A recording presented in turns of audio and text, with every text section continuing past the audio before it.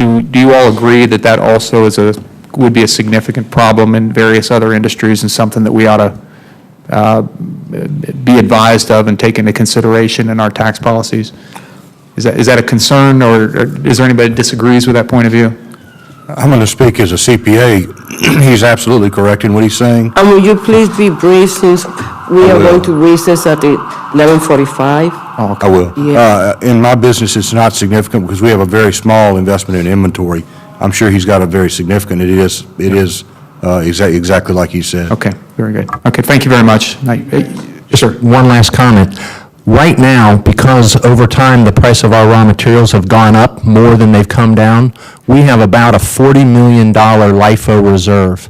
If suddenly that went away and we had to pay, and that was recognized as income, we'd have $20 million, $18 million tax nut that we'd have to provide.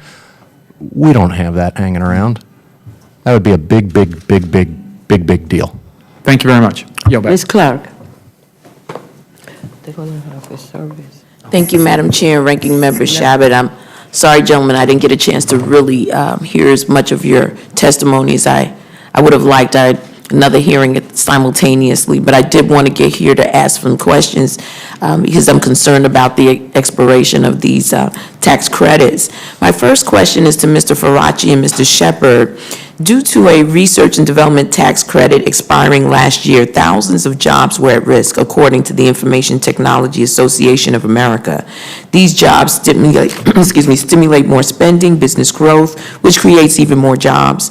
Now many companies no longer can rely on this credit. How did this R&D tax credit impact your business and your industry? If you can tell us just briefly. We don't have a lot of our members aren't taking the R&E credit as much, but I can speak to the biodiesel tax incentive and the impact that it's having. And if with the tax incentive, we're going to continue growing. We're going to continue creating jobs and adding to the overall economy, and we're going to continue being a part of our answer to our energy security issues. Be part of answering the issues in terms of addressing climate change. Mm-hmm. If the tax incentive expires, because of the way we're structured, because of the impact it has in terms of being very fungible to make our fuel price competitive, those jobs are going to dry up. And so a lapse would be pretty devastating to our industry. Mr. Shepard. Yeah, thanks for the opportunity. I really can't speak for our industry. I don't intend to.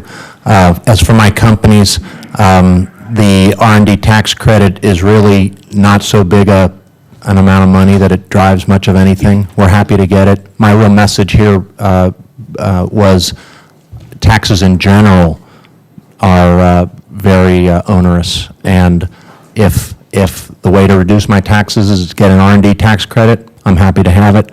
But really, other taxes play a much bigger role. I think if it were made more meaningful in terms of how it impacts on your business, in other words, if it were to give you the type of cushioning you need to move forward with new innovation, it would be something desirable. We are a very innovative and technically driven company. Mm-hmm. If it were bigger and more meaningful, it would absolutely influence us. And Mr. Kilduff, how does the new markets tax credit, how has the new markets tax credit been a powerful tool to spur small business development in low-income communities throughout the United States from your perspective? And then, does this credit stimulate investments in businesses such as neighborhoods, retail stores, and inner-city shopping centers? And would you agree that the new markets tax credit has created jobs in economically distressed neighborhoods? If so, do you have evidence supporting that claim? Yes, ma'am. Actually, that's an area that I participate in, not exclusively, but a great deal of my business is in underserved markets. There is always an equity gap in an underserved market project. There is a gap between the potential return and the costs based on the opportunity to do things in other markets that would be easier.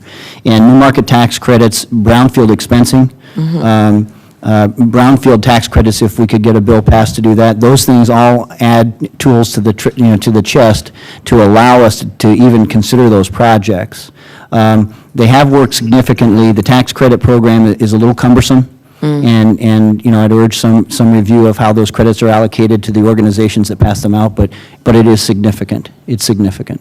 And then, just in closing, Mr. Shepherd, do you believe that there should be a repeal of the deduction for expenses related to domestic energy production under the American Jobs Creation Act of 2004? Boy, I don't know. I'm not very familiar with that. Okay. Madam Chair, thank you very much.